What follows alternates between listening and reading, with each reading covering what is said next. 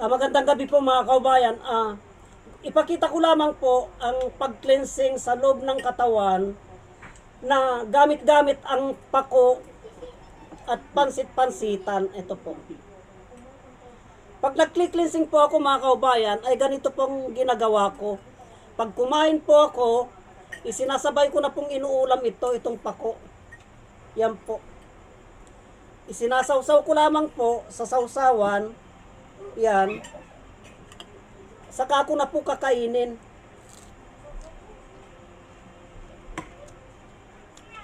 Solid po ito na pag-cleansing mga kababayan.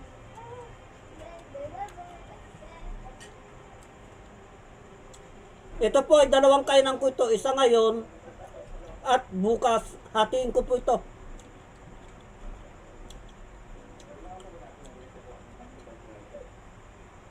Magrarambol po sa loob ng katawan ko ang pansit-pansitan at itong pako.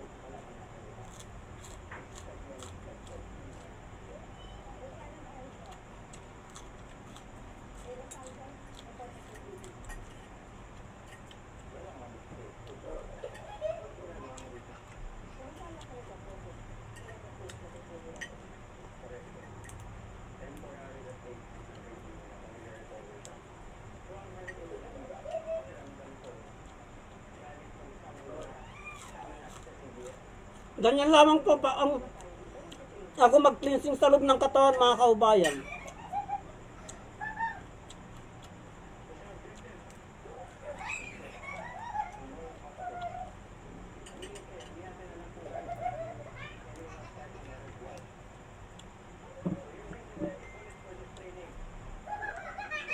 Ulam ko na, gamot ko pa, pang-cleansing ko pa. Kasi kailangan kong i-cleansing yung loob ng katawan ko ngayon mga kaubayan dahil kung saan-saan po ako napunta at sari-sari pong mga siyempre yung mga kinakain nila hindi pwedeng hindi kamakibagay na kainin mo na din mga kaubayan.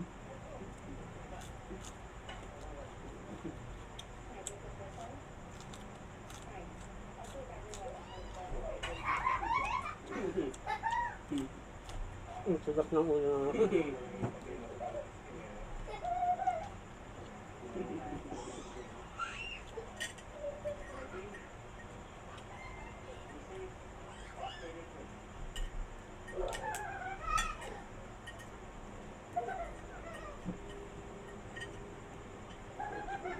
Gamot po ito mga kaubayan, solid na gamot talaga. Pang-cleansing sa loob ng katawan talaga ito mga kaubayan.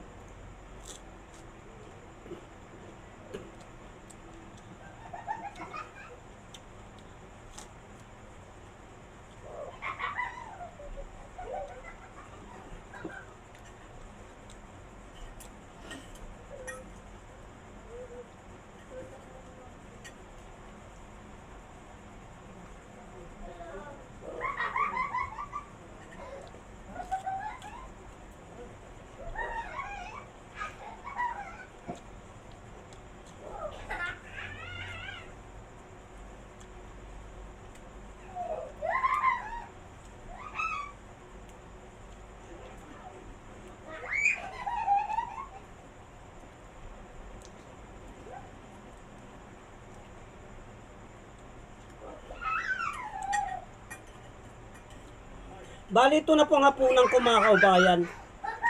Grabe naman, masisira ito. Bali ito na po ang hapunan ko mga kaubayan. Itong dalawa na ito, pako at pansit-pansitan.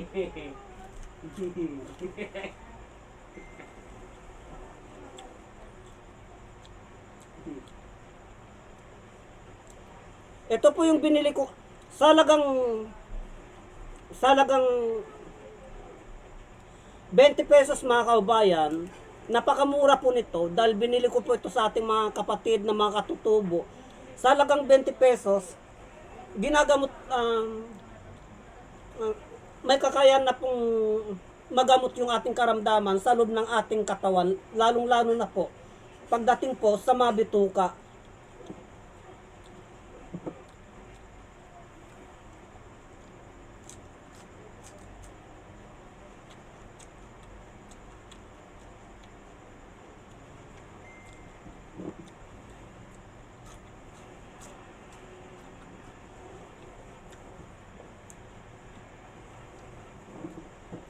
Kaya ko po ginawa itong videos na ito mga kabayan.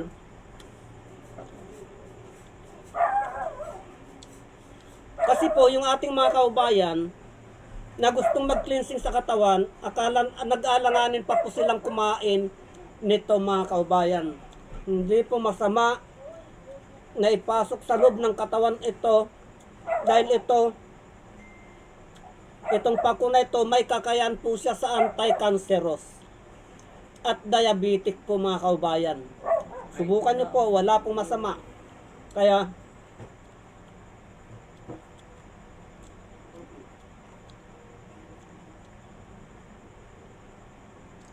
hanggang dito na lamang ang videos na ito mga kaubayan at marami pong salamat.